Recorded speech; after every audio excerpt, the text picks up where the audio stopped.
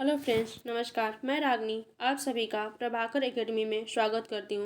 Friends, हम लोग कल के वीडियो में सूक्ष्म शिक्षण यानी माइक्रो टीचिंग के बारे में कुछ पॉइंट डिस्कस किए थे। तो चलिए हम लोग आज अधिगम स्थानांतरण और विद्यालय आधारित आकलन के बारे में कुछ पॉइंट डिस्कस करते हैं।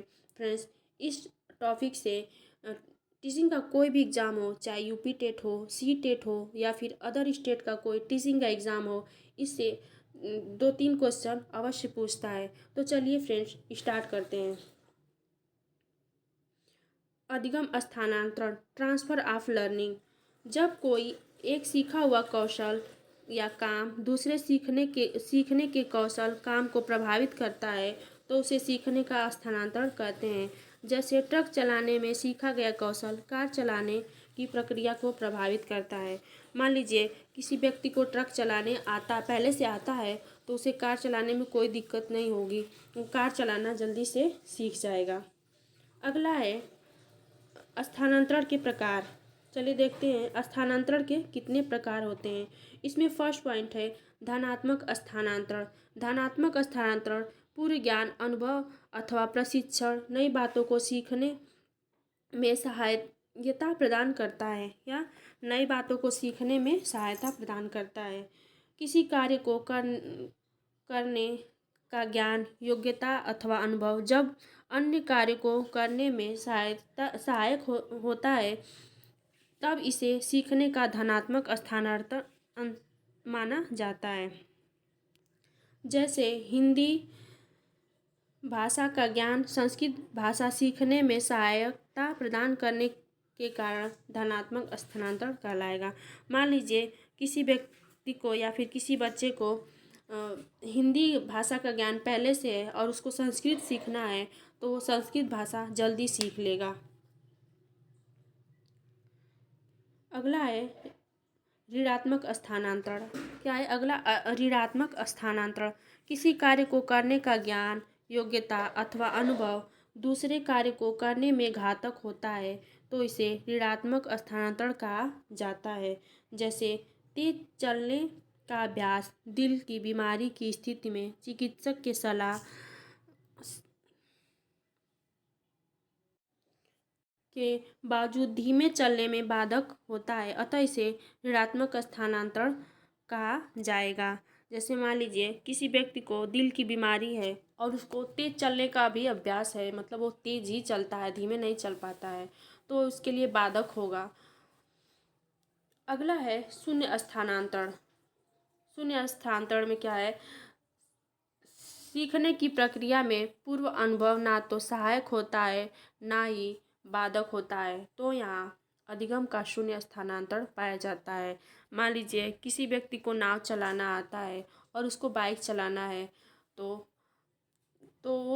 यह शून्य स्थानांतरण होगा, क्योंकि नाव चलाने की प्रक्रिया अलग होती है और बाइक चलाने की प्रक्रिया अलग होती है।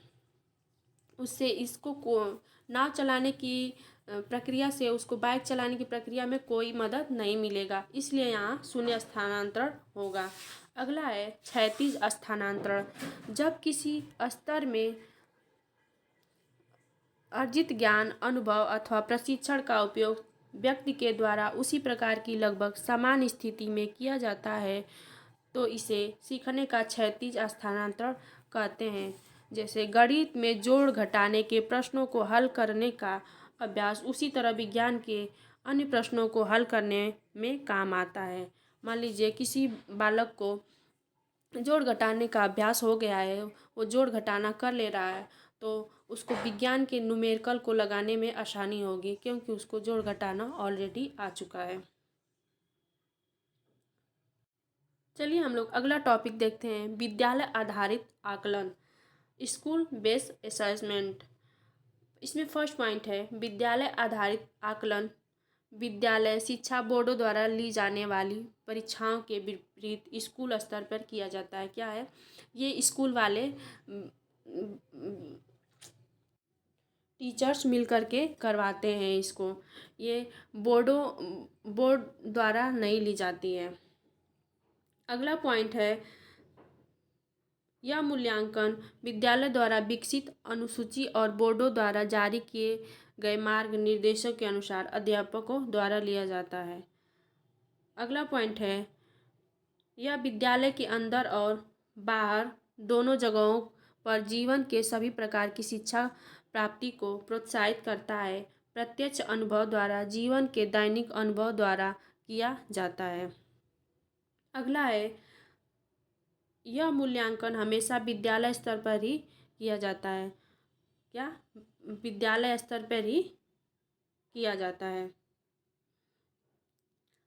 चलिए देखते हैं विद्यालय आधारित मूल्यांकन की विशेषताएं। क्या? विद्यालय आधारित मूल्यांकन की विशेषताएं क्या होती हैं? इसमें फर्स्ट पॉइंट है, यह मूल्यांकन विद्यालय आधारित होता है जहां शिक्षकों को अपने विद्यार्थियों के बारे में जानने का अवसर मिलता है।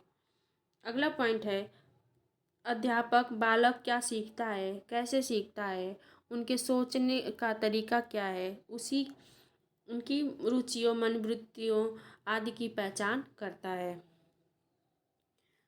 अगला पॉइंट है, यह प्रणाली अधिक व्यापक विस्तृत एवं सतत होती है। यह प्रणाली जो होती है व्यापक होती है, विस्तृत होती है और सतत होती है, यानी कि बार बार कराई जाती है।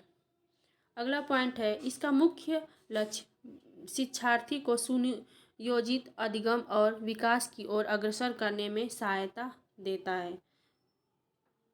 अगला पॉइंट है, यह मूल्यांकन बाल केंद्रित होने के साथ साथ विद्यालय केंद्रित भी है। इसमें बाहर का कोई भी शामिल नहीं होता है। बाहर का कोई भी शामिल नहीं होने का सेंस कि ये इसमें न अभिभावक शामिल होते हैं न समाज के बाहरी लोग शामिल होते हैं। अगला पॉइंट है, यह पूरी तरह से विद्यालय आधारित और अध्यापक द्वारा किया जाता है। क्या? यह पूरी तरह से विद्यालय आधारित होता है और अध्यापक द्वारा किया जाता है। अगला है, यह बहुआयामी होता है। यह शिक्षार्थियों के सामाजिक भावात्मक शारीरिक बौद्धिक विकास से संबंधित होता है, यानी कि इसके बहुत सारे उद्देश्य होते हैं। विद्यालय आधारित के कई उद्देश्य होते हैं, जैसे बच्चे का सामाजिक विकास करना, भावात्मक विकास करना, शारीरिक विकास करना, बौद्धिक विकास करना आदि इसमें शामिल होता है।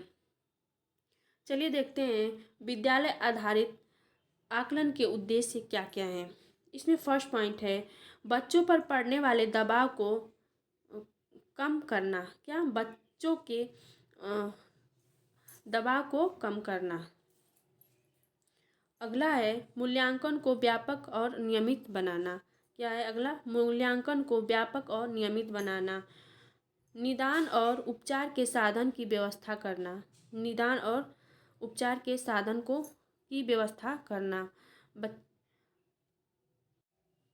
मान लीजिए बच्चे के किसी सब्जेक्ट में कम मार्क्स आ रहा है, तो क्यों आ रहा है, उसका कारण क्या है, उसका निदान करना और फिर बाद में उसका उपचार